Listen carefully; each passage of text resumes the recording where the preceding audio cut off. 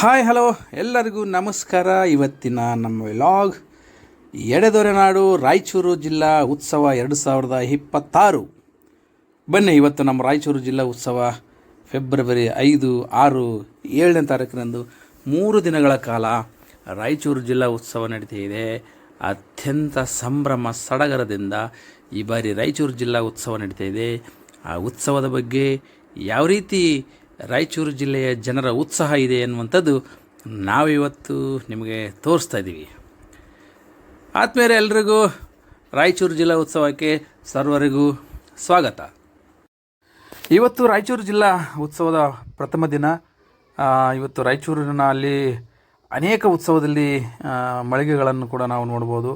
ಅದರ ಮುಖ್ಯವಾಗಿ ಮುಖ್ಯ ರಸ್ತೆಯಲ್ಲಿ ಈ ರಾಜಕೀಯ ವ್ಯಕ್ತಿಗಳ ಫೋಟೋಗಳಂತೂ ರಾರಾಜಿಸುತ್ತಿದೆ. ಈ ಫೋಟೋಗಳು ರಾರಾಜಿಸುತ್ತಿರುವ ಪ್ರತಿಯೊಂದು ಹಳ್ಳಿಗಳಲ್ಲೂ ಕೂಡ ಅಭಿವೃದ್ಧಿ ಮಾಡಿದರೆ ಇನ್ನೂ ಹೆಚ್ಚಿನ ಮಟ್ಟದಲ್ಲಿ ರಾರಾಜಿಸುತ್ತವೆ ಅನ್ನುವಂಥದ್ದು. ಯಾಕಂದರೆ ಭಾರತ ದೇಶ ಹಳ್ಳಿಗಳ ನಾಡು, ಹಳ್ಳಿಗಳ ಬೀಡು. ಹಳ್ಳಿಗಳಿಂದ ತುಂಬಿರುವ ಈ ದೇಶದಲ್ಲಿ ಹಳ್ಳಿಗಳ ಅಭಿವೃದ್ಧಿ ಕಾಣದೆ ಬಿಕೋ ಎನ್ನುತ್ತಿವೆ. ಎಷ್ಟೋ ಗ್ರಾಮಗಳಿಗೆ ಕುಡಿಯೋಕ್ಕೆ ನೀರಿನ ವ್ಯವಸ್ಥೆ ಏನೂ ಇಲ್ಲದಂತಾಗಿದೆ. ಆದರೆ ಇಂಥ ಉತ್ಸವಗಳು ಬಂದಾಗ ತಮ್ಮ ಫೋಟೋಗಳನ್ನು ಎಗ್ಗಲದ ಹಾಕುತ್ತಾರೆ. ಇದು ರಾಯಚೂರು ಉತ್ಸವದಲ್ಲಿ ಕಂಡುಬರುವಂತಹ ದೃಶ್ಯಗಳು.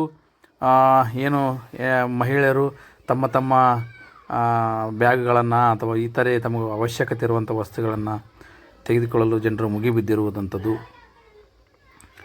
ರಾಯಚೂರು ಉತ್ಸವದಲ್ಲಿ ಎಲ್ಲ ಥರದ ವ್ಯಾಪಾರಸ್ಥರು ಬಂದಿದ್ದರು.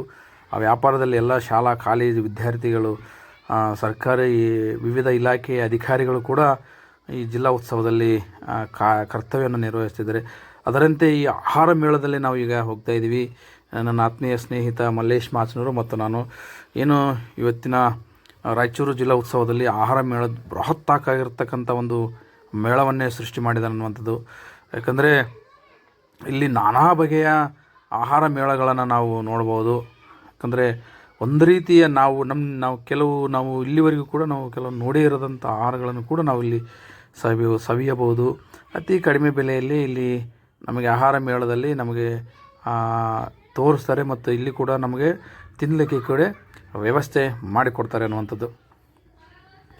ವಿವಿಧ ಬಗೆಯ ಆಹಾರ ಮೇಳದಲ್ಲಿ ಅನೇಕ ರೀತಿಯ ಆಹಾರ ಮೇಳಗಳನ್ನು ಕೂಡ ಏರ್ಪಡಿಸಲಾಗಿತ್ತು. ಈ ಆಹಾರ ಮೇಳದಲ್ಲಿ ಸಾವಿರಾರು ಜನರು ತಮಗಿಷ್ಟವಾದಂಥ ತಿಂಡಿ ತಿನಿಸುಗಳನ್ನು ಆರ್ಡರ್ ಮಾಡಿಕೊಂಡು ತಿಂತಾಯಿದ್ರು. ರಾಯಚೂರು ಉತ್ಸವದಲ್ಲಿ ಈ ರೀತಿಯಾಗಿರ್ತಕ್ಕಂಥ ನಾವು ನೋಡುವುದು ನಮಗೆ ತುಂಬ ಏನೋ ಒಂಥರ ಆನಂದದಾಯಕ.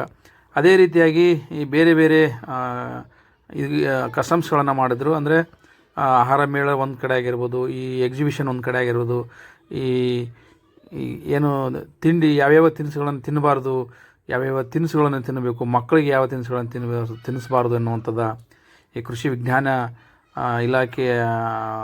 ಇಲಾಖೆಯಿಂದ ಏರ್ಪಡಿಸಲಾಗಿತ್ತು.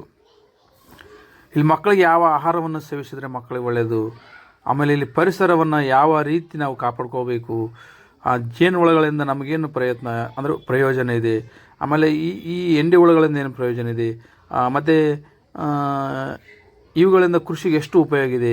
ಇಲ್ಲಿ ನೋಡ್ಬೋದು ರೇಷ್ಮೆ ಹುಳಗಳು ಇಟ್ಟಿದ್ದಾರೆ, ಎಲ್ಲ ಜೀವಂತ ಹುಳಗಳನ್ನು ಕೂಡ ಇಟ್ಟಿದ್ದಾರೆ. ಅದೇ ರೀತಿಯಾಗಿ ಬೇರೆ ಬೇರೆ ರೀತಿಯ ಏನು ಜನರಿಗೆ ಉಪಯುಕ್ತ ಇರುವಂಥ ಎಲ್ಲ ರೀತಿಯ ಸಾಮಾನುಗಳನ್ನು ಒಂದು ಲೈಟರಿಂದ ಹಿಡಿದು ಒಂದು ಟ್ರಾಕ್ಟ್ರ್ವರೆಗೂ ಕೂಡ ಈ ಒಂದು ಆಹಾರ ಮೇಳದಲ್ಲಿ ಪ್ರದರ್ಶನಕ್ಕೆ ಇಟ್ಟಿದ್ದಾರೆ.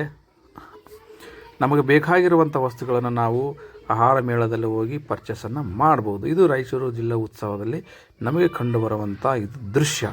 ಇದ್ರ ಜೊತೆಗೆ ಈ ಮುಖ್ಯ ವೇದಿಕೆಯಲ್ಲಿ ಇವತ್ತು ಕಾರ್ಯಕ್ರಮ ಕವಿಗೋಷ್ಠಿಗಳು, ವಾಚನಕಾರರು ತಮಗೆ ಬರೀತಕ್ಕಂಥ ಕವನಗಳನ್ನು ವಾಚನ ಮಾಡಲಿಕ್ಕೆ ಇವತ್ತು ಅವಕಾಶಗಳಿದ್ವು. ಅದನ್ನು ಕೂಡ ಮುಗಿಸಿದ್ವಿ. ಅದಾದ ನಂತರ ಒಂದು ಶಾಪಿಗೆ ಬಂದ್ವಿ. ಅಲ್ಲಿ ಬಟ್ಟೆ ಮೇಲೆ ಇರತಕ್ಕಂಥ ಕೊಳೆಯನ್ನು ಯಾವ ರೀತಿ ತೆಗಿಬೋದು ಅನ್ನುವಂಥದ್ದು ಒಂದು ಎಣ್ಣೆ ಮುಖಾಂತರ ತೋರಿಸ್ತಾಯಿದ್ರು. ಅವರು ಕೂಡ ನಮಗೆ ಎಕ್ಸ್ಪ್ಲೇನ್ ಮಾಡ್ತಾಯಿದ್ರು. ಅದು 2 ಎಣ್ಣೆಗಳನ್ನು ಕೊಟ್ಟಿದ್ದಾರೆ. ಅದು 2 ಎಣ್ಣೆ ಹಾಕಿದ ತಕ್ಷಣ ಅದು ಆಟೋಮೆಟಿಕ್ಕಾಗಿ ಹೋಗ್ತದೆ ಅನ್ನುವಂಥದ್ದು. ಸೊ ಇಲ್ಲಿ ಕೂಡ ನಾವು ಕೂಡ ಅವರಿಂದ ಕೇಳಿದ್ವಿ ಇದರಿಂದ ಏನು ಉಪಯೋಗ ಇದೆ ಏನಿಲ್ಲ ಅಂತ. ಅವರು ಯಾವುದೇ ತಂಬಾಕು ಆಹಾರದಲ್ಲಿ ಸೇವಿಸ್ತಕ್ಕಂಥ ನಾವು ತಿನಿಸುಗಳನ್ನು ಬಟ್ಟೆ ಮೇಲೆ ಚೆಲ್ಲಿಕೊಂಡಾಗ ಈ ರೀತಿ ನಮಗೆ ಉಪಯೋಗ ಆಗುತ್ತದೆ ಅಂತ ಹೇಳಿದರು.